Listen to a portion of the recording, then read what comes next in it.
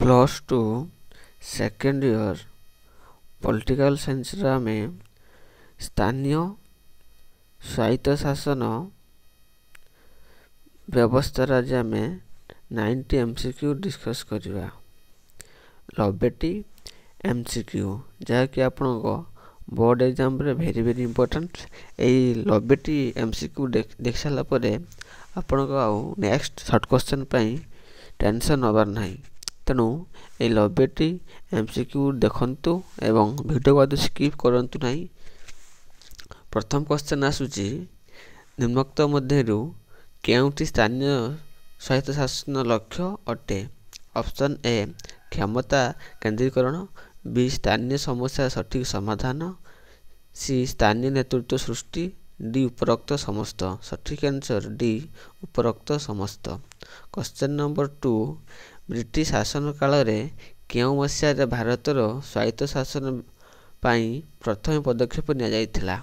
Option A 1857, B 1882, C 1905, D 1920। D 1920 टू सठिक answer B 1982 रे प्रथम ब्रिटिश शासन समय रे स्वायत्त शासन पाई प्रथम पदक्षेप निया जायथिला 1982 लॉर्ड लिपन को द्वारा। क्वेश्चन नंबर 3 केउ ब्रिटिश बल्लाड भारत को स्वायत्त शासन जनक कहा जाए। केउ ब्रिटिश बल्लाड को भारतर स्वायत्त शासन जनक बोली कहा जाए। Option A lord Cornwallis, B lord Dalhousie, C lord Ripon, D lord Mountbatten. सठिक आंसर सी लॉर्ड रिपन को भारतर स्वायत्त शासन जनक बोली कहा जाए। नेक्स्ट क्वेश्चन, क्वेश्चन नंबर 4 किए कहिथिले भारतर आत्मा ग्राम रे रहिछि। किए कहिथिले भारतर आत्मा ग्राम रे रहिछि। ऑप्शन मत जानिथिबो Mahatma Gandhi right answer. Question number 5 Bharat संविधान केउ भाग रे ग्रामांचल स्वायत्त शासन पाई ग्राम पंचायत गठित पाई निर्देश दिया जायछि। भारत संविधान केउ भाग रे ग्रामांचल स्वायत्त शासन पाई ग्राम पंचायत गठन पाई निर्देश दिया जायछि। ऑप्शन ए प्रथम भाग, 2 द्वितीय भाग, 3 तृतीय भाग, डी चतुर्थ भाग। 5 सठिक आंसर डी चतुर्थ भाग रे दिया जायछि। क्वेश्चन नंबर 6 केउ मसिया रे ग्राम्य विकास पाई गोष्ठी उन्नयन कार्यक्रम रे प्रचलन होइथिला। Option A 1947, B 1950, C 1992, D 1957। 6 सठिक आंसर सी 1952 मसिया रे ग्राम विकास पाई गोष्ठी उन्नयन कार्यक्रम प्रचलित 1952 मसिया रे। क्वेश्चन नंबर 7 निम्नोक्त मध्यरु केउ कमिटी क्षमता केंद्रीकरण नाम रे परिचित। सठिक आंसर बी बलवंत राय मेहता कमिटी। बलवंत राय मेहता कमिटी क्षमता विकेंद्र कमिटी नाम रे परिचित। क्वेश्चन नंबर 8 केउ संविधान संशोधन सौरांचल शासन संपर्कित। ऑप्शन ए 42तम, बी 44तम, सी 73तम, डी 74तम right answer. Question number 9 Odisha रे पंचायती राज व्यवस्था और सौरांचल स्वायत्त शासन व्यवस्था रे केते अंश स्थान महिला मानक पई सुरक्षित। सठिक आंसर डी 50% स्थान संरक्षित। क्वेश्चन नंबर 10 संविधान केउ अनुसूची रे पंचायती राज व्यवस्था वर्णित होइछि। Option A 9, B 10, C 11, D 12। सठिक आंसर सी 11। क्वेश्चन नंबर 11 संविधान केउ अनुसूची रे पौर संस्था मानक क्षमता विषय वर्णना करा जायछि। Option A 9, B 10, C 11, D 12। 11 सठिक आंसर डी 12 अनुसूची रे पौर संस्था मानकर क्षमता विषय रे वर्णना करा जायछि। क्वेश्चन नंबर 12 पंचायती राज व्यवस्था रे केतोटी स्तर रहिछि। ସଠିକ ସ୍ତର ଆନ୍ସର 3 ତିନୋଟି ସ୍ତର ସରପଞ୍ଚ ସରପଞ୍ଚ ନାୟବ ସରପଞ୍ଚ ୱାର୍ଡ ମେମ୍ବର ଏମିତି ତିନୋଟି ସ୍ତର ରହିଛି। କ୍ୱେଶ୍ଚନ ନମ୍ବର 13 ଓଡ଼ିଶାରେ କେତୋଟି ଗ୍ରାମ ପଞ୍ଚାୟତ ଅଛି? ସଠିକ ଆନ୍ସର 6804 6804। ନେକ୍ସଟ କ୍ୱେଶ୍ଚନ ନମ୍ବର 14 ଓଡ଼ିଶାରେ କେତୋଟି ପଞ୍ଚାୟତ ସମିତି ରହିଛି? ଓଡ଼ିଶାରେ କେତୋଟି ପଞ୍ଚାୟତ ସମିତି ରହିଛି? ସଠିକ ଆନ୍ସର 314ଟି। ଓଡ଼ିଶାରେ 314ଟି ପଞ୍ଚାୟତ ସମିତି ରହିଛି। କ୍ୱେଶ୍ଚନ ନମ୍ବର 15 ଗ୍ରାମସଭାରେ କିଏ ସଭାପତିତ୍ୱ କରନ୍ତି? ଗ୍ରାମସଭାରେ କିଏ ସଭାପତିତ୍ୱ କରନ୍ତି? ସଠିକ ଆନ୍ସର ସି ସରପଞ୍ଚ କରନ୍ତି। କ୍ୱେଶ୍ଚନ ନମ୍ବର 16 ନିମ୍ନୋକ୍ତ ମଧ୍ୟରୁ କିଏ ପଞ୍ଚାୟତ ସଭ୍ୟ ନୁହନ୍ତି? ଗ୍ରାମ ପଞ୍ଚାୟତର ସଭ୍ୟ ନୁହନ୍ତି? ଅପସନ୍ ଏ ସରପଞ୍ଚ, ବି ସମିତି ସଭ୍ୟ, ସି ନାୟବ ସରପଞ୍ଚ, ଡି ପଞ୍ଚ। 16 ସଠିକ ଆନ୍ସର ବି ସମିତି ସଭ୍ୟ ହେଉଛନ୍ତି ଗ୍ରାମ ପଞ୍ଚାୟତର ସଭ୍ୟ ନୁହନ୍ତି। କ୍ୱେଶ୍ଚନ ନମ୍ବର 17 ପଞ୍ଚାୟତରାଜ ବ୍ୟବସ୍ଥାରେ କେଉଁ ପଦ ପାଇଁ ଦଳୀୟ ପ୍ରାର୍ଥୀମାନେ ନିର୍ବାଚିତ ଲଢ଼ିପାରିବେ? ଅପସନ୍ ଏ ୱାର୍ଡ ସଭ୍ୟ, ବି ସରପଞ୍ଚ, ଡି ପଞ୍ଚାୟତ ସମିତି ସଭ୍ୟ, ଡି ଜିଲ୍ଲା ପରିଷଦ। 17 ସଠିକ ଆନ୍ସର ଡି ଜିଲ୍ଲା ପଦ ପାଇଁ ଦଳୀୟ ପ୍ରାର୍ଥୀମାନେ ନିର୍ବାଚିତ ଲଢ଼ିପାରିବେ। କ୍ୱେଶ୍ଚନ ନମ୍ବର 18 ବର୍ତ୍ତମାନ ଓଡ଼ିଶାରେ କେତୋଟି ମହାନଗର ନିଗମ ରହିଛି? ସଠିକ ଆନ୍ସର ସି 5ଟି। କ୍ୱେଶ୍ଚନ ନମ୍ବର 19 ନିମ୍ନୋକ୍ତ ମଧ୍ୟରୁ କେଉଁଠି ସହରାଞ୍ଚଳ ସ୍ୱାୟତ୍ତ ଶାସନ ବ୍ୟବସ୍ଥାର ଅଂଶ ନୁହେଁ? ଅପସନ୍ ଏ ପୌର ନିଗମ, ବି ନଗରପାଳିକା, ସି ଜିଲ୍ଲା ପରିଷଦ, ଡି ବିଜ୍ଞାପିତ ଅଞ୍ଚଳ ପରିଷଦ। 19 ସଠିକ ଆନ୍ସର ସି ଜିଲ୍ଲା ପରିଷଦ। କ୍ୱେଶ୍ଚନ ନମ୍ବର 20 ଓଡ଼ିଶାରେ ଗୋଟିଏ ଗ୍ରାମ ପଞ୍ଚାୟତ ୱାର୍ଡ ସଂଖ୍ୟା କେତେ? ଓଡ଼ିଶାରେ ଗୋଟିଏ ଗ୍ରାମ ପଞ୍ଚାୟତ ୱାର୍ଡ ସଂଖ୍ୟା କେତେ? 20 ସଠିକ ଆନ୍ସର ବି 11ରୁ 25। ମନେ ରଖିଥିବ, ପ୍ରାୟ ମ୍ୟାକ୍ସିମମ୍ ପିଲା ଜାଣିଥିବ ୱାର୍ଡ ସଂଖ୍ୟା ହେଉଛି ଆମର 11ରୁ 25 ଗ୍ରାମ ପଞ୍ଚାୟତର। 21 ନିମ୍ନୋକ୍ତ ମଧ୍ୟରୁ କେଉଁଠି ଗ୍ରାମ ପଞ୍ଚାୟତ ଅନ୍ତର୍ଭୁକ୍ତ ନୁହେଁ? ଅପସନ୍ ଏ ପୋଲିସ ସଭା, ବି ଗ୍ରାମ ସଭା, ସି ସରପଞ୍ଚ, ଡି ବିଡିଓ। 21 ସଠିକ ଆନ୍ସର ବିଡିଓ ହେଉଛନ୍ତି ଗ୍ରାମ ପଞ୍ଚାୟତର ଅନ୍ତର୍ଭୁକ୍ତ ନୁହନ୍ତି। କ୍ୱେଶ୍ଚନ ନମ୍ବର 22 ନିମ୍ନୋକ୍ତ ମଧ୍ୟରୁ କାହାକୁ ନେଇ ଗ୍ରାମ ପଞ୍ଚାୟତ ଗଠିତ? ଅପସନ୍ ଏ ସରପଞ୍ଚ, ବି ନାୟବ ସରପଞ୍ଚ, ସି ପଞ୍ଚ, ଡି ଉପରୋକ୍ତ ସମସ୍ତ। 22 ସଠିକ ଆନ୍ସର ଡି ଉପରୋକ୍ତ ସମସ୍ତ। କ୍ୱେଶ୍ଚନ ନମ୍ବର 23 ସରପଞ୍ଚ ହେବା ପାଇଁ ସର୍ବନିମ୍ନ ବୟସ ସୀମା କେତେ? ଅପସନ୍ ଏ 18 ବର୍ଷ, ବି 21 ବର୍ଷ, ସି 25 ବର୍ଷ, ଡି 30 ବର୍ଷ। 23 ସଠିକ ଆନ୍ସର ବି 21 ବର୍ଷ। କ୍ୱେଶ୍ଚନ ନମ୍ବର 24 ଗ୍ରାମ ପଞ୍ଚାୟତର କାର୍ଯ୍ୟକାଳ କେତେ ବର୍ଷ? 24 କ୍ୱେଶ୍ଚନ ଗ୍ରାମ ପଞ୍ଚାୟତର କାର୍ଯ୍ୟକାଳ କେତେ ବର୍ଷ? ଅପସନ୍ ଏ 3 ବର୍ଷ, ବି 4 ବର୍ଷ, ସି 5 ବର୍ଷ, ଡି 6 ବର୍ଷ। ଗ୍ରାମ ପଞ୍ଚାୟତର କାର୍ଯ୍ୟକାଳ ସଠିକ ଆନ୍ସର ସି 5 ବର୍ଷ ରାଇଟ୍ ଆନ୍ସର। କ୍ୱେଶ୍ଚନ ନମ୍ବର 25 ନିମ୍ନୋକ୍ତ ମଧ୍ୟରୁ କେଉଁଠି ଗ୍ରାମ ପଞ୍ଚାୟତର ବାଧ୍ୟତାମୂଳକ କାର୍ଯ୍ୟ ନୁହେଁ ବା ଇଚ୍ଛାଧୀନ କାର୍ଯ୍ୟ? 25 ସଠିକ ଆନ୍ସର ଡି ପାଠାଗାର ବା ଗ୍ରନ୍ଥାଗାର ପ୍ରତିଷ୍ଠା। ଏଟା ହେଉଛି ବାଧ୍ୟତାମୂଳକ କାର୍ଯ୍ୟ ନୁହେଁ, ଏଟା ହେଉଛି ଇଚ୍ଛାଧୀନ କାର୍ଯ୍ୟ। ସେ ଇଚ୍ଛା କଲେ ପାଠାଗାର ବା ଗ୍ରନ୍ଥାଗାର ପ୍ରତିଷ୍ଠା କରିବେ, ମିନ୍ସ ଲାଇବ୍ରେରୀ କରିପାରିବେ। ଜନ୍ମ ମୃତ୍ୟୁ ପଞ୍ଜୀକରଣ ଏଟା ହେଉଛି କମ୍ପଲସରି। ଗ୍ରାମସ୍ଥାନ ରାସ୍ତା ନିର୍ମାଣର କମ୍ପଲସରି। ପ୍ରାଥମିକ ଶିକ୍ଷା ପ୍ରସାର ଏଟା ହେଉଛି କମ୍ପଲସରି। କିନ୍ତୁ ପାଠାଗାର ଓ ଗ୍ରନ୍ଥାଗାର ପ୍ରତିଷ୍ଠାଟା ହେଉଛି ତାଙ୍କ ଇଚ୍ଛା ଅନୁସାରେ ସେ କରିପାରିବେ।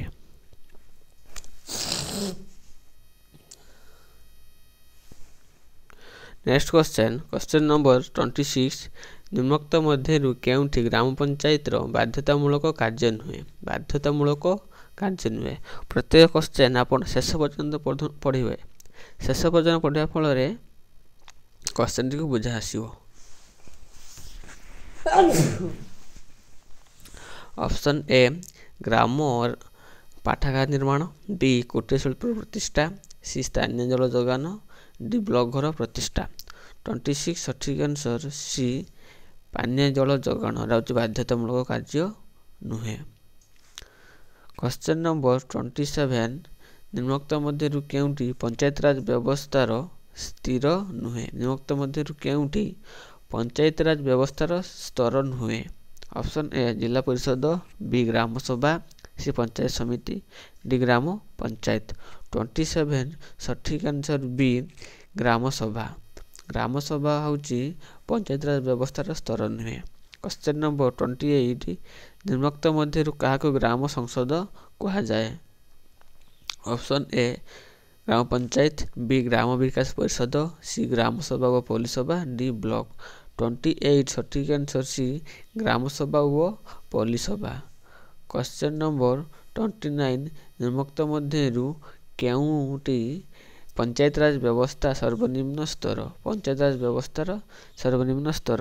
ଅପସନ୍ ଏ ଜିଲ୍ଲା ପରିଷଦ, ବି ପଞ୍ଚାୟତ ସମିତି, ସି ଗ୍ରାମ ପଞ୍ଚାୟତ, ଡି ଗ୍ରାମ ସଭା। 29 ସଠିକ୍ ଆନ୍ସର ସି ଗ୍ରାମ ପଞ୍ଚାୟତ। କ୍ୱେଶ୍ଚନ୍ ନମ୍ବର 30 ପଞ୍ଚାୟତରାଜ ବ୍ୟବସ୍ଥାରେ ମଧ୍ୟମ ସ୍ତରକୁ କ'ଣ କୁହାଯାଏ? ଅପସନ୍ ଏ ଗ୍ରାମ ପଞ୍ଚାୟତ, ବି ପଞ୍ଚାୟତ ସମିତି, ସି ଜିଲ୍ଲା ପରିଷଦ, ଡି ତହସିଲ।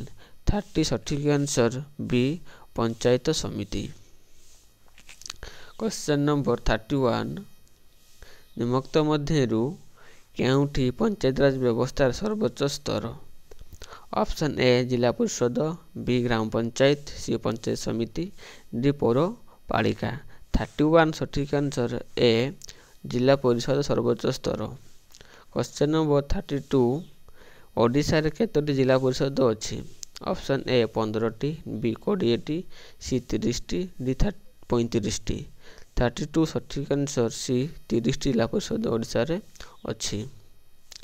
ଗୋଟିଏ ଜିଲ୍ଲାରେ ଗୋଟିଏ ଜିଲ୍ଲା ପରିଷଦ ଅଛି। ଆମ ଓଡ଼ିଶାରେ 30ଟି ଜିଲ୍ଲା, 30ଟି ଜିଲ୍ଲାରେ 30ଟି ଜିଲ୍ଲା ପରିଷଦ ରହିବ।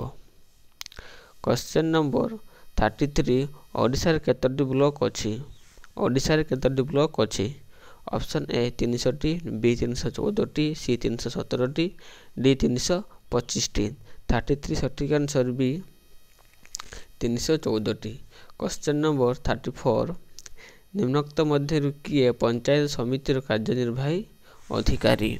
ଅପସନ୍ ଏ ପଞ୍ଚାୟତ ସମିତି ଅଧ୍ୟକ୍ଷ, ବି ମଣ୍ଡଳ ଉନ୍ନୟନ ଅଧିକାରୀ ବା ବିଡିଓ, ସି ବ୍ଲକ ଗ୍ରାମ ପଞ୍ଚାୟତ ଅଧିକାରୀ, ଡି ତହସିଲଦାର।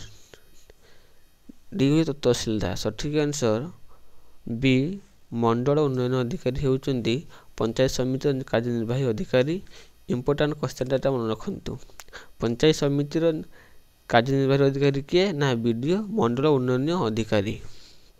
ଏଟା most important question, selection question ଏଟା ଗୋଟେ। 35 ନିମ୍ନୋକ୍ତ ମଧ୍ୟରୁ କିଏ ପଞ୍ଚାୟତ ସମିତି ବୈଠକର ଅଧ୍ୟକ୍ଷତା କରନ୍ତି? ଅପସନ୍ ଏ ମଣ୍ଡଳ ଉନ୍ନୟନ ଅଧିକାରୀ, ବି ସ୍ଥାନୀୟ ବିଧାୟକ, ସି ସ୍ଥାନୀୟ ତହସିଲଦାର, ଡି ପଞ୍ଚାୟତ ସମିତି ଅଧ୍ୟକ୍ଷ। 35 ସଠିକ୍ ଆନ୍ସର ଡି ପଞ୍ଚାୟତ ସମିତି ଅଧ୍ୟକ୍ଷ। କ୍ୱେଶ୍ଚନ୍ ନମ୍ବର 36 ପଞ୍ଚାୟତ ସମିତି ଅଧ୍ୟକ୍ଷ କିପରି ନିର୍ବାଚିତ ହୋଇଥାନ୍ତି? ଅପସନ୍ ଏ ପ୍ରତ୍ୟକ୍ଷ ଭାବରେ ବ୍ଲକର ଭୋଟରଙ୍କ ଦ୍ୱାରା, ବି ବ୍ଲକ ଅଧୀନସ୍ଥ ସମସ୍ତ ଗ୍ରାମ ପଞ୍ଚାୟତର ସରପଞ୍ଚଙ୍କ ଦ୍ୱାରା, ସି ଗ୍ରାମ ପଞ୍ଚାୟତ ନିର୍ବାଚିତ ସମିତି ସଭ୍ୟଙ୍କ ଦ୍ୱାରା, ଡି ବ୍ଲକ ସମସ୍ତ ୱାର୍ଡ ସଭ୍ୟ ଏବଂ ସରପଞ୍ଚଙ୍କ ଦ୍ୱାରା। 36 ସଠିକ୍ ଆନ୍ସର ସି ଗ୍ରାମ ପଞ୍ଚାୟତରୁ ନିର୍ବାଚିତ ସମିତିଙ୍କ ଦ୍ୱାରା ସମିତି ଅଧ୍ୟକ୍ଷ ନିର୍ବାଚିତ ହୁଅନ୍ତି। ଗ୍ରାମ ପଞ୍ଚାୟତ ନିର୍ବାଚିତ ସମିତି ସଭ୍ୟଙ୍କ ଦ୍ୱାରା କିଏ ନିର୍ବାଚିତ ହୁଅନ୍ତି? ନା ସମିତିର ଅଧ୍ୟକ୍ଷତା, ପଞ୍ଚାୟତ ସମିତିର ଅଧ୍ୟକ୍ଷତା ନିର୍ବାଚିତ ହୁଅନ୍ତି। କ୍ୱେଶ୍ଚନ୍ ନମ୍ବର 37 ଗ୍ରାମ ପଞ୍ଚାୟତ ଆୟର ଉତ୍ସ ସବୁ କ'ଣ? ଗ୍ରାମ ପଞ୍ଚାୟତର ଆୟର ଉତ୍ସ ସବୁ କ'ଣ? ଅପସନ୍ ଏ ହାଟ, ପୋଖରୀ, ସରକାରୀ ଜମିର ନିଲାମରୁ ଆଦାୟ ଅର୍ଥ, ବି ଜଳକର, ଗୃହକର, ଆଲୋକ କର, ସି ସରକାରୀ ଅନୁଦାନ, ଡି ଉପରୋକ୍ତ ସମସ୍ତ। ସଠିକ୍ ଆନ୍ସର ଡି ଉପରୋକ୍ତ ସମସ୍ତ ହେଉଛି ଗ୍ରାମ ପଞ୍ଚାୟତର ଆୟର ଉତ୍ସ। କ୍ୱେଶ୍ଚନ୍ ନମ୍ବର 38 ଜିଲ୍ଲା ପରିଷଦର ମୁଖ୍ୟଙ୍କୁ କ'ଣ କୁହାଯାଏ? ଅପସନ୍ ଏ ଜିଲ୍ଲାପାଳ, ବି ଜିଲ୍ଲା ଉନ୍ନୟନ ଅଧିକାରୀ, ସି ଅଧ୍ୟକ୍ଷ ସଭାପତି, ଡି ଜିଲ୍ଲାଧ୍ୟକ୍ଷ। 38 ସଠିକ୍ ଆନ୍ସର ସି ଅଧ୍ୟକ୍ଷ ବା ସଭାପତି। କ୍ୱେଶ୍ଚନ ନମ୍ବର 39 ଜିଲ୍ଲା ପରିଷଦର କାର୍ଯ୍ୟନିର୍ବାହୀ ଅଧିକାରୀ କିଏ? ଜିଲ୍ଲା ପରିଷଦର କାର୍ଯ୍ୟନିର୍ବାହୀ ଅଧିକାରୀ କିଏ? ଅପସନ୍ ଏ ଜିଲ୍ଲାପାଳ, ବି ଜିଲ୍ଲା ଗ୍ରାମ୍ୟ ଉନ୍ନୟନ ଅଧିକାରୀ, ସି ଉପଜିଲ୍ଲାପାଳ, ଡି ସଭାପତି ଅଧ୍ୟକ୍ଷ। 39 ସଠିକ୍ ଆନ୍ସର ଏ ଜିଲ୍ଲାପାଳ। କ୍ୱେଶ୍ଚନ ନମ୍ବର 40 ଜିଲ୍ଲା ପରିଷଦର ଅଧ୍ୟକ୍ଷ ଓ ସଭାପତି କିପରି ନିର୍ବାଚିତ ହୋଇଥାନ୍ତି? ଜିଲ୍ଲା ପରିଷଦର ଅଧ୍ୟକ୍ଷ ଓ ସଭାପତି କିପରି ନିର୍ବାଚିତ ହୋଇଥାନ୍ତି?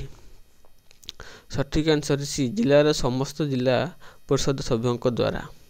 ଜିଲ୍ଲାର ସମସ୍ତ ଜିଲ୍ଲା ପରିଷଦ ସଭ୍ୟଙ୍କ ଦ୍ୱାରା ଜିଲ୍ଲାର ଅଧ୍ୟକ୍ଷ ବା ସଭାପତି ନିର୍ବାଚିତ ହୋଇଥାନ୍ତି।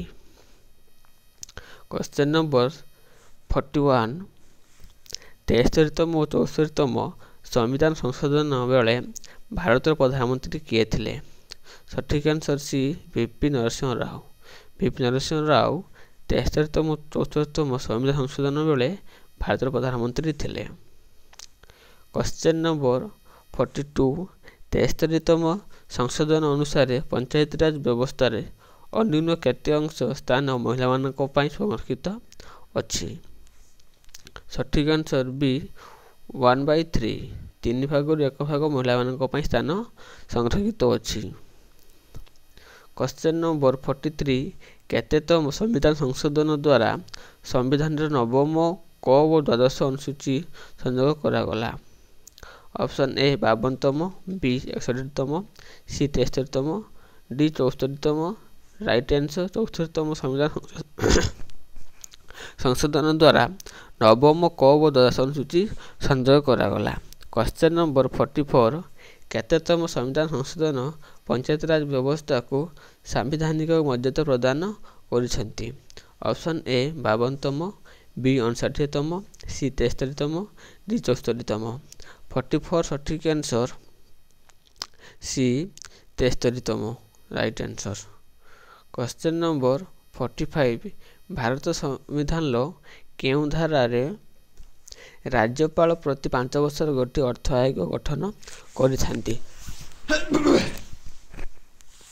ସଠିକ୍ ଆନ୍ସର 273 ଧାରା। 273 ଧାରା ଅନୁସାରେ ରାଜ୍ୟପାଳ ପ୍ରତି 5 ବର୍ଷରେ ଗୋଟିଏ ଅର୍ଥ ଆୟୋଗ ଗଠନ କରିଥାନ୍ତି। କ୍ୱେଶ୍ଚନ ନମ୍ବର 46 ସରପଞ୍ଚଙ୍କ ବିରୁଦ୍ଧରେ ଗ୍ରାମ ପଞ୍ଚାୟତରେ ଅବସ୍ଥା ପ୍ରସ୍ତାବ କେତେ ଅଂଶ ସଭ୍ୟଙ୍କ ଦ୍ୱାରା ଗୃହୀତ ହେଲେ ସେ ବହିଷ୍କୃତ ହୋଇଥାନ୍ତି? ସଠିକ୍ ଆନ୍ସର 3 ଭାଗରୁ 2 ଭାଗ ମିନ୍ସ 2/3। ଏତିକି ଅଂଶ ଯଦି ଗ୍ରାମର ସଭ୍ୟମାନେ ପ୍ରସ୍ତାବ ଦିଅନ୍ତି ତାହେଲେ ଗ୍ରାମ ପଞ୍ଚାୟତ ଅନାସ୍ଥା ପ୍ରସ୍ତାବ ତାକୁ ଦେଇପାରିବେ। 3 ଭାଗରୁ 2 ଭାଗ ଯଦି ୱାର୍ଡ଼ ମେମ୍ବର ମାନେ ସରପଞ୍ଚଙ୍କ ବିରୁଦ୍ଧରେ ଅନାସ୍ଥା ପ୍ରସ୍ତାବ ଦିଅନ୍ତି ତାହେଲେ ସରପଞ୍ଚଙ୍କ ପଦ ରଦ୍ଦ ହୋଇଯିବ। ବୁଝିହେଲା? କ୍ୱେଶ୍ଚନ ନମ୍ବର 47 ନିମ୍ନୋକ୍ତ ମଧ୍ୟରୁ କେଉଁଟି ସରପଞ୍ଚଙ୍କ କାର୍ଯ୍ୟ ନୁହେଁ? ସଠିକ୍ ଆନ୍ସର ସି ପଞ୍ଚାୟତ ସମିତି ଅଧ୍ୟକ୍ଷ ନିର୍ବାଚନରେ ଅଂଶଗ୍ରହଣ କରିବା। ପଞ୍ଚାୟତ ସମିତିର ଅଧ୍ୟକ୍ଷତା ନିର୍ବାଚନରେ ଅଂଶଗ୍ରହଣ କରିବାଟା ହେଉଛି ସରପଞ୍ଚଙ୍କ କାର୍ଯ୍ୟ ନୁହେଁ। ନେକ୍ସଟ କ୍ୱେଶ୍ଚନ ନମ୍ବର 48 ନିମ୍ନୋକ୍ତ ମଧ୍ୟରୁ କେଉଁଟି ମହାନଗର ନିଗମ ନୁହେଁ? ନିମ୍ନୋକ୍ତ ମଧ୍ୟରୁ କେଉଁଠି ମହାନଗର ନିଗମ ନୁହେଁ? Option A Cuttack, B Bhubaneswar, C Brahmapur, D Puri. 48 ସଠିକ୍ ଆନ୍ସର ଡି ପୁରୀ। ପୁରୀ ହେଉଛି ମହାନଗର ନିଗମ ନୁହେଁ। କ୍ୱେଶ୍ଚନ ନମ୍ବର 49 ଓଡ଼ିଶାର କେଉଁ ମୁଖ୍ୟମନ୍ତ୍ରୀ 1992 ମସିହାରେ ପଞ୍ଚାୟତିରାଜ ବ୍ୟବସ୍ଥାରେ ମହିଳାମାନଙ୍କ ପାଇଁ ଶତକଡ଼ା 30% ସ୍ଥାନ ସଂରକ୍ଷଣ କରିଥିଲେ? Option A Janaki Ballabh Patnaik, B Biju Patnaik, C ନବୀନ ପଟ୍ଟନାୟକ, ଡି ହେମାନନ୍ଦ ବିଶ୍ୱାଳ। 49 ସଠିକ୍ ଆନ୍ସର ବି ବିଜୁ ପଟ୍ଟନାୟକ। ବିଜୁ ପଟ୍ଟନାୟକ 1992 ମସିହାରେ ପଞ୍ଚାୟତିରାଜ ବ୍ୟବସ୍ଥାର ମହିଳାମାନଙ୍କ ପାଇଁ ସ୍ଥାନ ସଂରକ୍ଷିତ 30% ସ୍ଥାନ ସଂରକ୍ଷିତ କରିଥିଲେ। କ୍ୱେଶ୍ଚନ ନମ୍ବର 50 ନିମ୍ନୋକ୍ତ ମଧ୍ୟରୁ କେଉଁଠି ସହରାଞ୍ଚଳ ସ୍ୱାୟତ୍ତ ଶାସନ ବ୍ୟବସ୍ଥା ନୁହେଁ? ସହରାଞ୍ଚଳ ସ୍ୱାୟତ୍ତ ଶାସନ ବ୍ୟବସ୍ଥା ନୁହେଁ। ଅପସନ୍ ଏ ଜିଲ୍ଲା ପରିଷଦ, ବି ବିଜ୍ଞପ୍ତ ଅଞ୍ଚଳ ପରିଷଦ, ସି ମ୍ୟୁନିସିପାଲିଟି, ଡି ମହାନଗର ନିଗମ। ସଠିକ୍ ଆନ୍ସର ଏ ଜିଲ୍ଲା ପରିଷଦଟା ହେଉଛି ସହରାଞ୍ଚଳ ସ୍ୱାୟତ୍ତ ଶାସନ ବ୍ୟବସ୍ଥା ନୁହେଁ, ଜିଲ୍ଲା ପରିଷଦ। କ୍ୱେଶ୍ଚନ ନମ୍ବର 51 महानगर निगम मुख्य को कौन कहुए मन रखु मेयर कहुए महानगर निगम को निगम अध्यक्ष को मुख्य को मेयर कहुए मेयर। क्वेश्चन नंबर 52 महानगर निगम कार्यनिर्वाही अधिकारी को कौन कहुए महानगर निगम रो कार्यनिर्वाही अधिकारी को कौन कहुए सठिक आंसर कमिशनर कमिशनर कहुए। क्वेश्चन नंबर 53 निम्नलिखित मध्यरु केउंठी पौरपालिकार बाध्यतामूलक कार्य नुहे पौरपालिकार बाध्यतामूलक कार्य नुहे सठिक आंसर डी पार्क और खेलपड़ा निर्माण एटा होची पौरपालिकार बाध्यतामूलक कार्य नुहे। क्वेश्चन नंबर 54 ओडिशार केउ दिवस को पंचायती राज दिवस रूपे पालन करा जायछि ओडिशार केउ दिवस को पंचायत राज दिवस रूपे पालन करा जाए ना मार्च 5 होची पंचायत राज दिवस रूपे पालन करा जाए। नेक्स्ट क्वेश्चन 55 ओडिशा रे सहरांचल स्वायत्त शासन व्यवस्था कार्यकाल केते वर्ष ओडिशार सहरांचल स्वायत्त शासन व्यवस्था कार्यकाल केते वर्ष ऑप्शन ए 4 वर्ष बी 5 वर्ष सी 6 वर्ष डी 3 वर्ष 55 सठिक आंसर बी 5 वर्ष राइट आंसर। क्वेश्चन नंबर 56 ओडिशार कहार जन्म दिवस को पंचायत राज दिवस रूपे पालन करा जाए option A Gopabandhu Das B Madhusudan Das C Harikrishna Mahato D Biju Patnaik 56 सठिक आंसर डी बिजू पट्टनायक जन्म दिन में पंचायत राज दिवस रूपे पालन करा जाए। क्वेश्चन नंबर 57 प्रत्येक राजस्व ग्रामर नागरिकों को नहीं गठित सभा को कौन कहुए प्रत्येक राजस्व ग्रामर नागरिक मान को नहीं गठित सभा को कौन कहुए सठिक आंसर बी पल्ली सभा। क्वेश्चन नंबर 58 ग्राम पंचायत समस्त नागरिक मान को नहीं गठित सभा को कौन कहुए ऑप्शन ए ग्राम सभा बी पल्ली सभा सी ग्राम पंचायत डी प्रजा कोर्ट 58 सठिक आंसर ए ग्राम सभा राइट आंसर। हाँ क्वेश्चन नंबर छोट छोट सहर में गठित स्वायत्त शासन व्यवस्था को कौन कहुए ऑप्शन ए पौरपालिका बी निगम सी विज्ञापित अंचल परिषद डी पौर संस्था 59 सठिक आंसर सी विज्ञापित अंचल परिषद होची स्वायत्त शासन व्यवस्था को कहुए। क्वेश्चन नंबर 60 बृहत्तम नगरी मानक गठित स्वायत्त शासन व्यवस्था रे नाम कौन ऑप्शन ए विज्ञापित अंचल परिषद बी म्युनिसिपालिटी सी महानगर निगम डी पौरपालिका 60 सठिक आंसर सी महानगर निगम कहुए। क्वेश्चन नंबर 61 74तम संविधान संशोधन आईन अनुसार धारा 243 रे केतोटी विषय रे सहरांचल स्वायत्त शासन संस्था को प्रदान करा जायछि सठिक आंसर 18टी विषय। क्वेश्चन नंबर 62 मध्यम धरणर सहर रे गठित स्वायत्त शासन व्यवस्था को कौन कहुए ऑप्शन ए पौरपालिका बा म्युनिसिपालिटी बी निगम सी सहरांचल विकास बोर्ड डी विज्ञापित अंचल परिषद 62 सठिक आंसर ए पौरपालिका बा म्युनिसिपालिटी।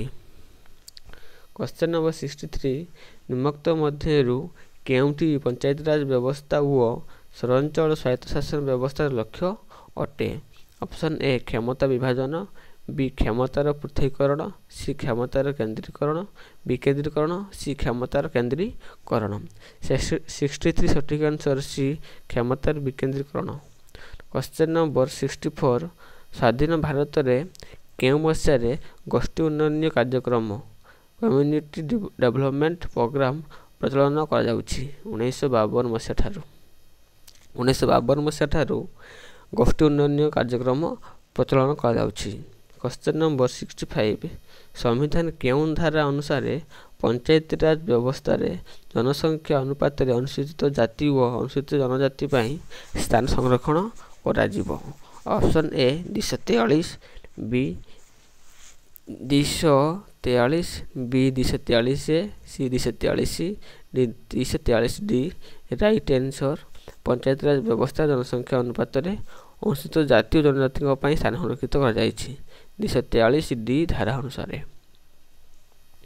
क्वेश्चन नंबर 66, संविधान केउं धारा अनुसार राज्य में निर्वाचन आयोग पंचायत राज अनुष्ठान पाई निर्वाचन प्रचलन करिथांती। Option A 243 A, B 243 D, C 243 G, D 243 K. Right answer 243 के। क्वेश्चन नंबर 67, निम्नोक्त मध्यरु केउं पदवी पाई निर्वाचन प्रार्थी दलीय संकेत व्यवहार करथांती। निम्नोक्त मध्यरु केउं पदवी पाई निर्वाचन रे प्रार्थी दलीय संकेत व्यवहार करथांती। ऑप्शन ए सरपंच प्रार्थी, बी पंचायत समिति प्रार्थी, सी जिला परिषद प्रार्थी, डी उपरोक्त समस्त। 67 सठिक आंसर सी जिला परिषद प्रार्थी को पदवी पाई निर्वाचन में प्रार्थी दलीय संकेत व्यवहार करथांती जिला परिषद प्रार्थी को पाई। क्वेश्चन नंबर 68, प्रतिवर्ष केउं मास रे पुलिस सभा अनुष्ठित हुए। सठिक आंसर बी फेब्रुआरी मास। इंपोर्टेंट क्वेश्चन, फेब्रुआरी मास रे पुलिस सभा अनुष्ठित हुए।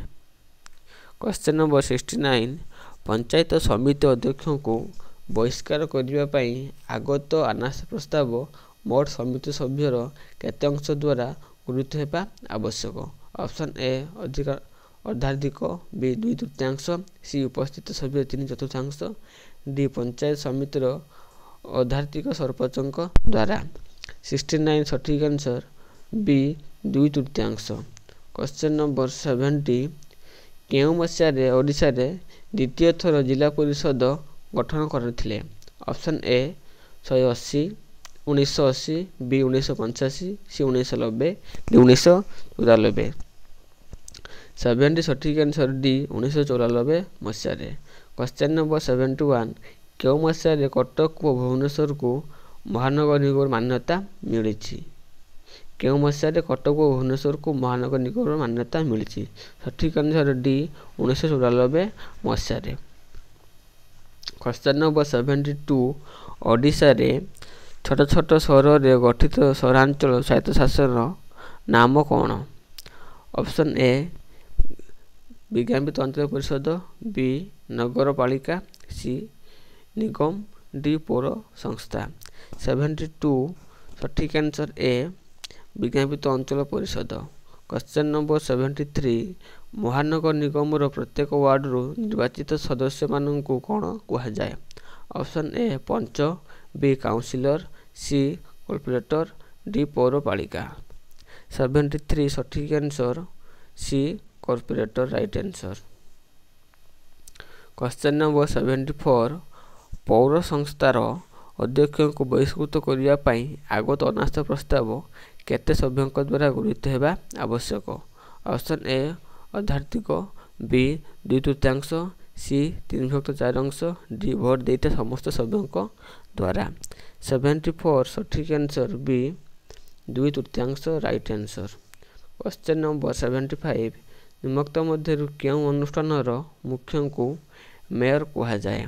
ऑप्शन ए विज्ञापित अंचल परिषद, बी नगरपालिका, सी महानगर निगम, डी जिला परिषद। 75 सठिक आंसर सी महानगर निगम। क्वेश्चन नंबर 76, ओडिशा रे ग्राम पंचायत गठन पर सर्वनिम्न संख्या केते हेबा आवश्यक। Option A 1500, B 2000, C 2500, D 3000। 76 सठिक आंसर बी 2000 मसीहा। नेक्स्ट क्वेश्चन, क्वेश्चन नंबर 77, निम्नोक्त मध्यरु केउं पुस्तकरू ग्राम शासन संबंध में सूचना मिली थाए।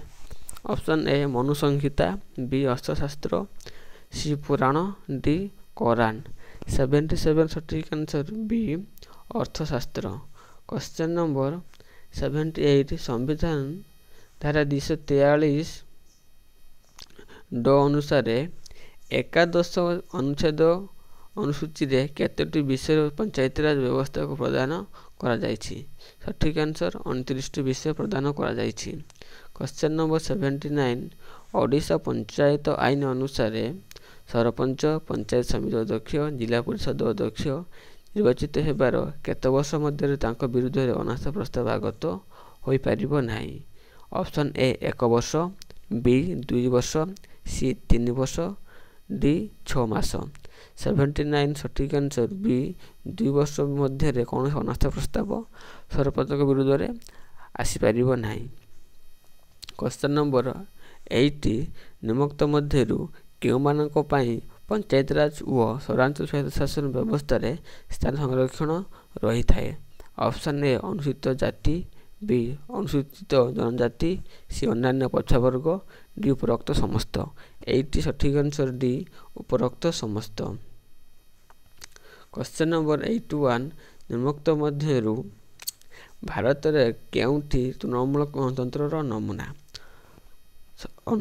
ଅପସନ୍ ଏ ସଂସଦ, ବି ବିଧାନସଭା, ସି ପଞ୍ଚାୟତିରାଜ ବ୍ୟବସ୍ଥା, ଡି କେଉଁଠି ନୁହେଁ?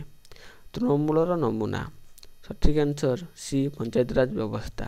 କ୍ୱେଶ୍ଚନ୍ ନମ୍ବର 82 ପୌର ସଂସ୍ଥାମାନଙ୍କରେ ସାଧାରଣତଃ କେତେ ବର୍ଷରେ ନିର୍ବାଚନ ହୋଇଥାଏ? ସଠିକ୍ ଆନ୍ସର ପ୍ରାୟ ସମସ୍ତେ ଜାଣିଥିବ 5 ବର୍ଷକୁ ଥରେ ନିର୍ବାଚିତ ହୋଇଥାଏ।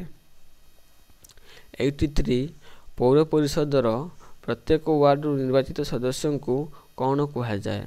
C corporator. ମନେ ରଖିଥିବ ପ୍ରତ୍ୟେକ ୱାର୍ଡରୁ ନିର୍ବାଚିତ ସଭ୍ୟଙ୍କୁ କର୍ପୋରେଟର କୁହାଯାଏ। ପୌର ପରିଷଦର ପ୍ରତ୍ୟେକ ୱାର୍ଡ ନିର୍ବାଚିତ ସଦସ୍ୟଙ୍କୁ କର୍ପୋରେଟର କୁହାଯାଏ। କ୍ୱେଶ୍ଚନ୍ ନମ୍ବର 84 କ୍ଷମତା ବିକେନ୍ଦ୍ରୀକରଣ କହିଲେ କ'ଣ ବୁଝ? ସଠିକ୍ ଆନ୍ସର ଡି ସ୍ଥାନୀୟ ସରକାରଙ୍କୁ କ୍ଷମତା ପ୍ରଦାନ। ସଠିକ୍ ଆନ୍ସର ଡି ସ୍ଥାନୀୟ ସରକାରଙ୍କୁ କ୍ଷମତା ପ୍ରଦାନ। କ୍ୱେଶ୍ଚନ୍ ନମ୍ବର 85 ନିମ୍ନୋକ୍ତ ମଧ୍ୟରୁ କେଉଁଟି ଭାରତର ସ୍ଥାନୀୟ ସରକାର ନୁହେଁ? ନିମ୍ନୋକ୍ତ ମଧ୍ୟରୁ କେଉଁଟି ଭାରତର ସ୍ଥାନୀୟ ସରକାର ନୁହେଁ? ଅପସନ୍ ଏ ପଞ୍ଚାୟତିରାଜ, ବି ପୌରପାଳିକା, ସି ମହାନଗର ନିଗମ, ଡି ବିଧାନ ପରିଷଦ। 85 ସଠିକ୍ ଆନ୍ସର ଡି ବିଧାନ ପରିଷଦ। ଏହା ଥିଲା ଆପଣଙ୍କର ଭାରତର ସ୍ଥାନୀୟ ଶାସନ ସଂସ୍ଥାର MCQ ଯାହା ମୁଁ ଡିସ୍କସ୍ କରିସାରିଛି। ଏହିପରି ଭିଡ଼ିଓ ପାଇବା ପାଇଁ ଚ୍ୟାନେଲକୁ ଲାଇକ୍ କରନ୍ତୁ। ଆପଣଙ୍କର ଗୋଟିଏ ଲାଇକ୍ ଏବଂ ସେୟାର କରନ୍ତୁ ଏବଂ ସବସ୍କ୍ରାଇବ୍ କରନ୍ତୁ। ଆପଣଙ୍କର ଗୋଟିଏ ସବସ୍କ୍ରାଇବ୍ ଆମକୁ ନେକ୍ସଟ ଭିଡ଼ିଓ ବନେଇବାରେ ହେଲ୍ପଫୁଲ୍ କରିବ। ଆପଣମାନେ ଗୋଟିଏ ସବସ୍କ୍ରାଇବ୍ କରିକି ୟୁଟ୍ୟୁବ୍ ଚ୍ୟାନେଲକୁ ହେଲ୍ପ କରନ୍ତୁ। ଧନ୍ୟବାଦ।